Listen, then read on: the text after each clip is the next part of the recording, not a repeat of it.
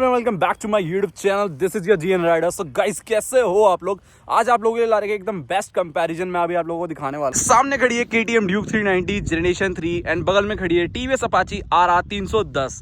तो भाई अभी करने वाला है हम इनका छोटा मोटा कंपैरिजन। तो भाई व्लॉग पूरे एंड तक करना है एंड आप लोगों को मजा आने वाली है। बाकी हॉक भाई भी यहाँ पर खड़े जो उनके ओनर है ये रे। बाकी अब इनका कंपैरिजन वगैरह करेंगे हम लोग।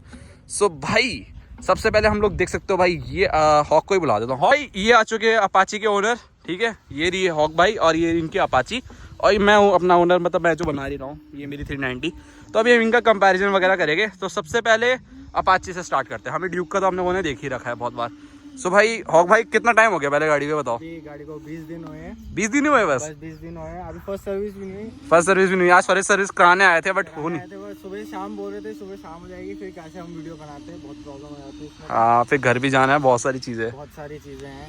ठीक है मैं आपको फीचर्स बता देता हूँ। हाँ फीचर बता दो जितने सारे। भाई गाइस देख लो फीचर में तो ये इस 390 से आगे इतना मैं कह सकता हूँ। तो भाई एक बार दोबारा से खोलना जरा मीटर और डार्क कर लेता हूँ, खोलना।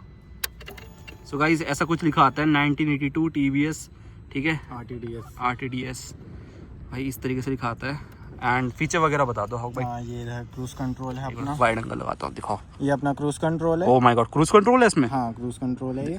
एडजस्टेबल लीवर्स है, स्लीपर क्लच, ये सब तो नॉर्मल है। आपके शॉकर आगे पीछे के एडजस्टेबल है। और फीचर्स तो राइड मोड्स आपको सब पता ही है, अर्बन रेंज, स्पोर्ट, ट्रैक, ये सब तो है ही।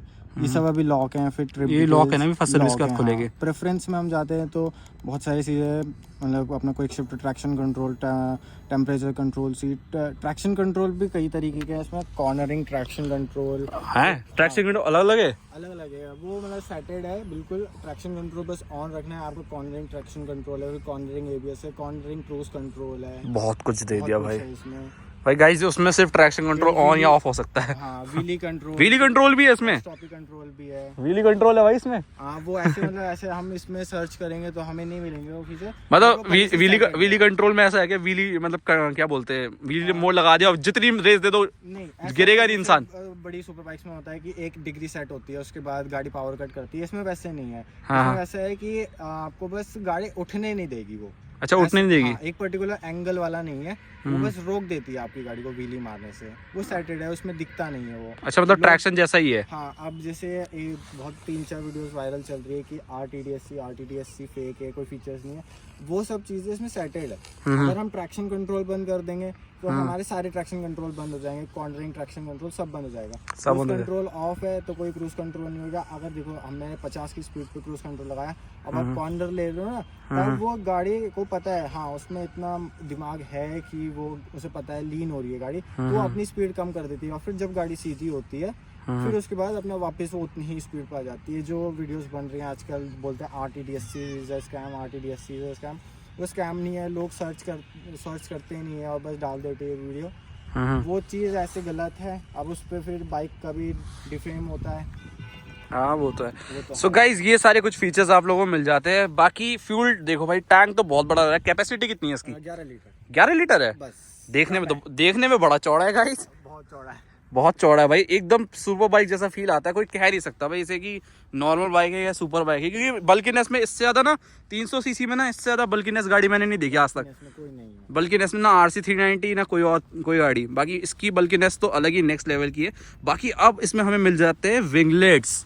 ये तो नए आ रखे हैं ना, ये इसमें रैप करवा रखा ना तुमने? ओके तो इधर का कहाँ गया विंगलेट? अच्छा उसमें भी यही वाला हो रहा है ना? ओके हट भी जाते हैं? हाँ निकल जाते हैं आराम से। अच्छा सही है भाई, सही है। देखो क्लियर क्लच दे दिया। हाँ इधर क्लियर क्लच भी दे दिया है। अभी इस न्यूट्रल करके दिखाएगा मैं आप लोगों को। इस स्टार्ट करता हूं। हाँ स्टार्ट कर देखो गाइस। ये जो क्लच प्लेट वाला ना अंडर मतलब कि 10 लाख के नीचे वाली गाड़ियों में ये किसी में भी नहीं आया। 10 लाख या 20 लाख की गाड़ियों के नीचे में भी नहीं आया ना अभी तक ये किसी गाड़ी में नहीं आ रहा। ये फोन में ऐसा क्यों हो रहा है? फोन में स्पीड कम दिख रही है। फोन में गाइस स्पीड ना कम दिख रही है उसकी, पर वो हकीकत में बहुत तेज घूम रहा है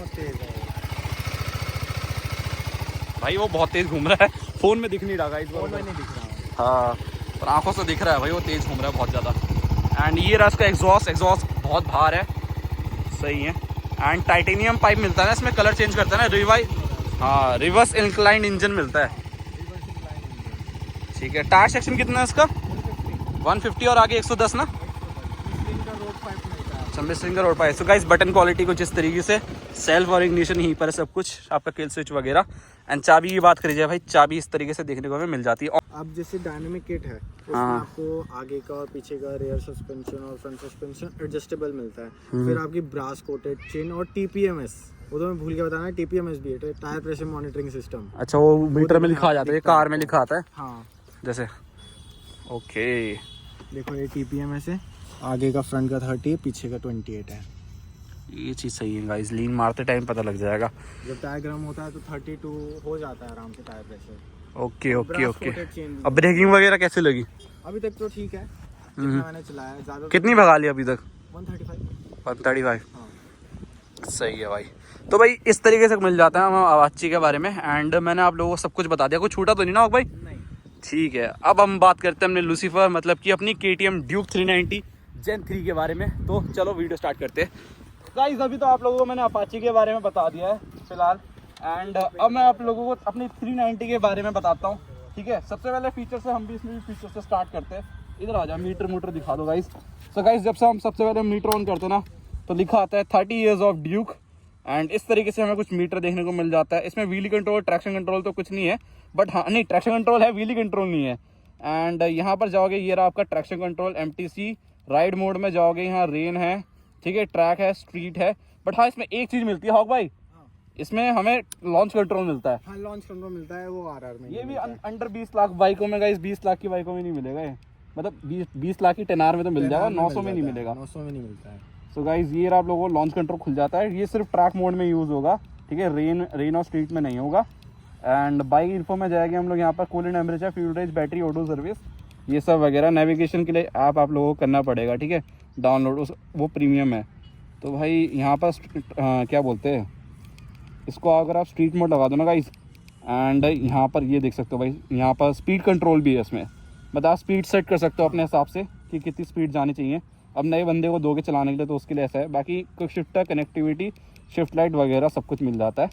बस यही था इस मीटर में, ठीक है। एंड अभी मैं आप लोगों को उसका फ्यूल टैंक कैपेसिटी वगैरह बता देता हूँ। तो इसका जो फ्यूल टैंक कैपेसिटी है, दिखने में उसके मुकाबले छोटा लग रहा होगा, बट है नहीं।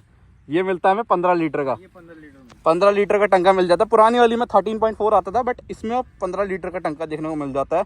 एंड जो इसके शॉकर भी एडजस्टेबल मिल जाते हैं हमें। इसके चाबी से होते कैसे होते हैं? चाबी से होता है। इसके गाइस आप हाथों से कर सकते हो, देखो, प्लस माइनस दोनों। यानी ये वाला भी हो सकता है, पर ये स्क्रू ड्राइवर से होगा, सॉफ्ट एंड हार्ड लिखा है वहाँ पर, ठीक है। और वहाँ से तो मिलता ही है स्टार्टिंग से ऊपर वाला। बाकी डिस्क उसमें हमें इसमें फ्लोटिंग डिस्क मिलती है, एंड इसमें हमलेस डिस्क मिलती है।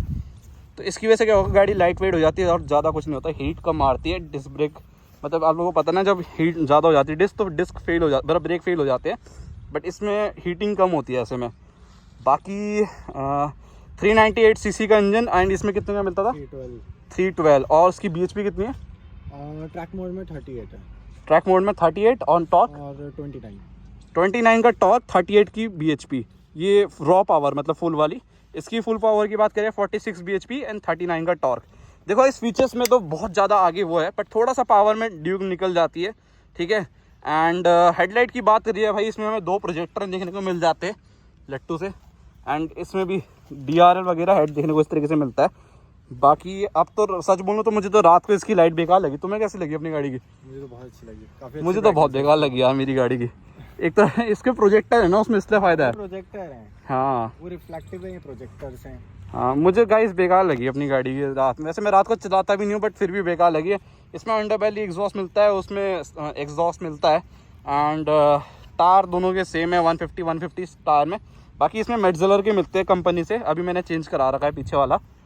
एंड या बटन्स इसमें मिल जाते हैं, हज़ार्ड लाइट कुछ इस तरीके से इसकी बटन्स की, फोकस एक मिनट, बटन्स की कुछ फिनिशिंग आ जाती है। एंड यहाँ पर किल स्विच, सेल्फ, बस इतना ही। बाकी इसमें भी लीवर एडजस्टेबल मिल जाते हैं, ठीक है। और क्या कुछ छूट रहा है कि गाइस, मैं समझ नहीं पा रहा हूँ क्या छूट रहा है। अभी और कुछ तो नहीं छूट रहा है वैसे। और हाँ, इसमें दो मतलब इसमें रेडिएटर 2 फैन है। हाँ, इसमें सिंगल है ना? इसमें सिंगल है। इसमें सिंगल है, इसमें 2 फैन देखने को मिल जाते हैं। ये हीट बहुत मारती है 390 स्टार्टिंग से ही, जब से जनरेशन फर्स्ट आई थी बहुत लोग बोलते थे कि भाई 390 हीट मारती, तो अब इन लोगों ने ठंडा करने के लिए 2 पंखे दे दिए। हालांकि उसका कुछ इतना ज़्यादा फ़ायदा मुझे लगा नहीं अभी तक। गर्मियों में तो भाई गर्मियों में गाइस अभी जून के महीने में ना मेरी ये वाली बाइक, आप यकीन नहीं करोगे, 125 डिग्री गई थी और 108 109 डिग्री में सुपर बाइक बंद हो जाती है अगर इतना जाती है तो। कि 125 डिग्री पहुंच गई थी भाई।